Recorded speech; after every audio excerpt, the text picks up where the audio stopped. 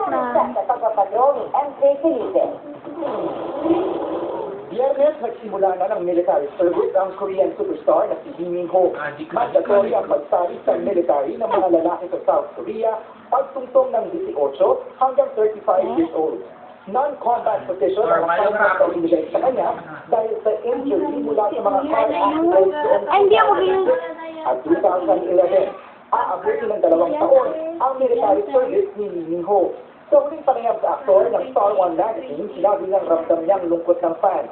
Kaya pangako niya, gagawa siya ng magandang project pagbalik. Good choice rin daw na na-delay ang kanyang military service dahil nakagawa siya ng magandang proyekto gaya ng Boys Over Flowers. At ang pinakahuli ay ang Legend of the Blue Sea na napapanood sa Kapamilya Gold.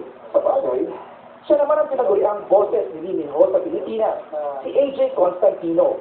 Naging good review sa Boys Over Flowers at hanggang ngayon ay sa Legend of the Blue Sea. Challenging daw ang maging boses ni Lee Min-ho sa bagong serye. Two different characters that I'm playing for this series. The past one, this character there is a head of a village. The present one is sort of a goon. Sa mahigit isang dekadang pagdadab ni AJ, bukod sa boses, mahalaga din daw ang timing at acting. Pero ang hindi alam ng lahat, part-time lang niya ang voice dubbing.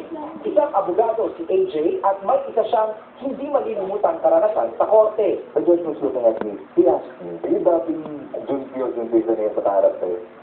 Yes, Your Honor. I cannot lie in court, di ba? Big dream ni AJ na makilala si Lee Min-ho ng Dahil. Pero mukhang matagal-tagal pa ang hihintayin niya dahil sa military duty na tututukan ngayon ng Korean star. MJ Felipe, ABS-CBN News.